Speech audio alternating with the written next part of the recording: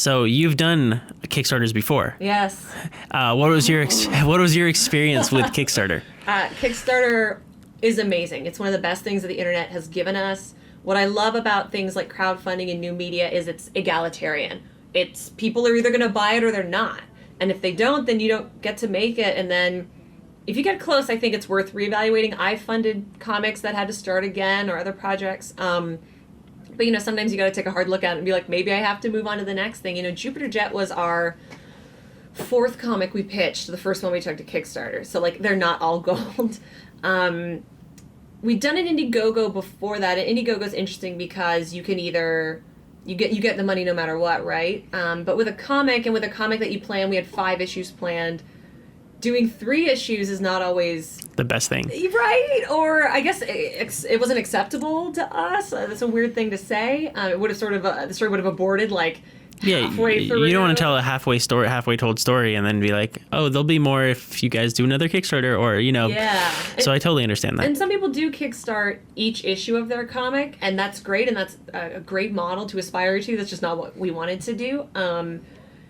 So we went to Kickstarter. Jupiter Jet funded in a week, which was amazing. That's huge. It's like the dream, because then you can kind of relax, because to do a Kickstarter and to not be Jimmy Palmiotti, who's obviously amazing and like goals, it's a full-time job.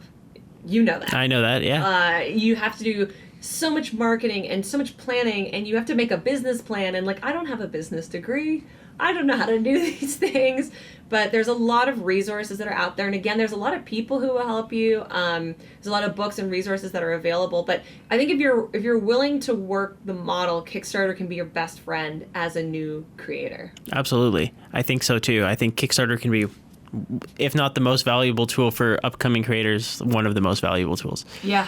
Yeah. I don't know, maybe Twitter. Yeah. No, Twitter is, I mean, I think Twitter goes hand in hand with Kickstarter. You know, it's like I reach out a lot of new people on Kickstarter just from Twitter. So It's really interesting how that kind of comes to be. And the power of somebody sharing your link is almost as good as them doing it. I mean, obviously, we're all selfish and we want the money because we want to make this thing happen, but sometimes the value of somebody, and sometimes someone of a certain status sharing your project, can also make or break how your funding goes.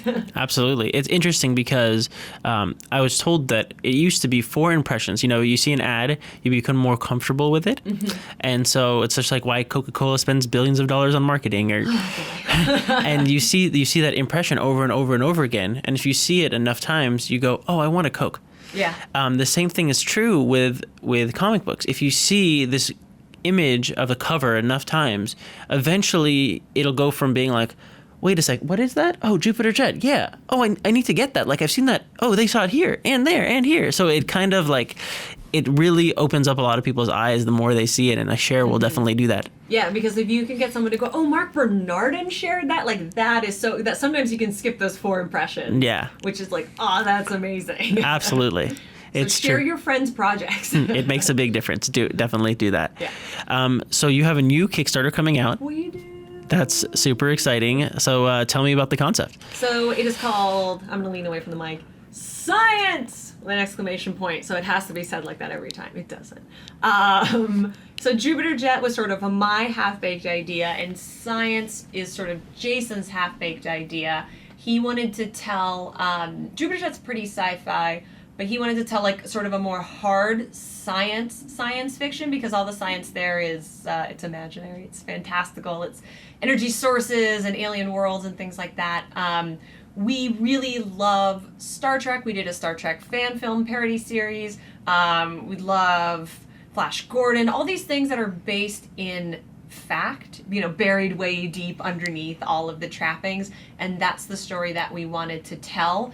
It is more of a middle grade story, so it's like a little more, I guess, emotionally mature than Jupiter Jet was.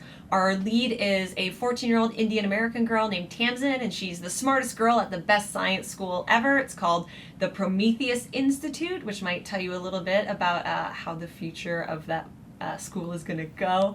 But it's kind of like, what if Harry Potter went to Star Trek school but wanted to destroy it from the inside? suicide. Because her father used to teach there and he died, and he downloaded his consciousness into her super cool science classes, and he's trying to get her to take down his old partner, who is the headmaster of the school. So we have a lot of very hard science invoking our mystery. So in the first scene that you can see on our Kickstarter, you can see the first 7 pages there, we have a character named AJ making rocket boots, and it doesn't go so well for him, but the fuel that he's making and how it gets messed up is based on how real rocket fuel is made. So STEM is really, really important. There aren't enough people going into STEM. I say that as a creative person with no interest in working in that field. But so we wanted to celebrate that in the same vein of all the things that we love. And if I can't make Cosmos, I can at least make science. There you go. It sounds like such a fun book. I'm looking forward to checking it out. Oh, thank you. He's seen some already. So what's it like? How do you get the word out on Kickstarter? Like, what is your most effective? Is it, emails? Is it, text messages, Facebook messages, Twitter messages? Having done a Kickstarter before is very helpful. Yeah. Truly, grassroots marketing, I don't know if there's the best platform for any of it, but I think a direct appeal with a nice, concise email is the best way to do it. That's how I got here. I sent you an email. We had some shared connections. I think we saw each other at OntarioCon for like 5 entire seconds. It's a lot of taking the onus on yourself. I think email's great because it's a little more personal than a Twitter message, but I'll send a Twitter message if that's the only way that I can get to someone. I'll send a Facebook message if that's the only way that I can get to someone, but I would rather send an email. That's just to my taste. No, I agree with you 100%. I think 100% more professional is email. If you're going to ask for somebody's email, it's like, this is where the work stuff comes in, as opposed to someone's Facebook message where it's like, hey, what you been up to? Yeah. We can do that afterward. Yeah. Like I mentioned, having already done a crowdfunding campaign is really helpful. We're reaching out to everyone who funded Jupiter Jet and Red Shirt Diaries, and we're asking them if they would, just consider looking at this or sharing it. Because typically, if somebody supported you once and you made a good thing, they'll support you again. Absolutely. So the trick is to never make a bad thing. Ooh, isn't that always the trick, though? It's super interesting because for me, I always want to give the best possible experiences to the people who are fans. Yeah. So and you get to know who your fans are very quickly. Absolutely. And I'm appreciative of every single one of them. Yeah. And it's super interesting because you realize that if you give them another book on top of what you've promised them, like you have all those copies of Apollo 9 just sitting in your house, if you throw one of those in, they'll go, oh wow, not only did I get science, or should I say science, yes. but you also get Apollo 9. They'll go like, oh wow, like this creator went above and beyond for me. Like they care about me, and that to me is really important when people who are on the receiving end see that you care and you genuinely care about like providing the best product and providing them like the best thing you can. I think people kind of feel that, and that's what makes the connection. And that's what the internet gives us, is the ability to foster these relationships that you don't get with a company like Coca-Cola. Like I can sign a book to Nate Olson, who's been a huge supporter of ours for years and years, because I recognize his name, I know he's a good dude, and when I'm packing them, because we pack our rewards with our hands, I can write him something because I know who that person is, and then hopefully I'll recognize someone's name from the last Kickstarter. And fostering that relationship, it's great as a fan because hopefully we've all had the opportunity to be on the receiving end of that, whether it was talking to someone at a con or getting something extra in a reward or in an order, but it takes so little and you can get people to follow you anywhere, and that's and it's a privilege to be able to have those people with you. Absolutely. It's like those are the people that are going to help you make comic books and follow your dreams, because they're the people that believe in you. And they're the people that I always hope when they have something that they'll let me know. Absolutely. I would be more than happy to share anything from anyone who's done nothing to support me. And me too. I love to donate to Kickstarters and back Kickstarters because to me, it's a reciprocal process. You have a project that you're doing that you want someone to care about and do, and I'm interested in it because I've been in that position before. So people kind of have that same kind of respect and understanding there. Yeah, and I think too, it's important when especially if you're a crowdfunding person, to reach out to other campaigns as well, because it can't always be about you, even though that's how we exist in our little minds. I think it's important to point people to, this is another campaign by someone else that I like, and you like me, so maybe you'll like them too. So because you're not asking them for anything, but you're showing that you're working with the community, and I guess you're showing them your level of taste or the types of things that you're into, and then that's like a more personal experience.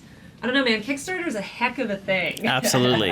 And you just dig into it for the rest of your life. No, I love it. It's so cool, and I mean, I'm grateful for every single person that checks out Kickstarter, and those are the people that are true fans of the comic book industry to me. Absolutely, because you're giving opportunity to people that we wouldn't have it otherwise. I wouldn't have Jupiter Jet. We won't have Science if, people don't come and check out what we're doing there.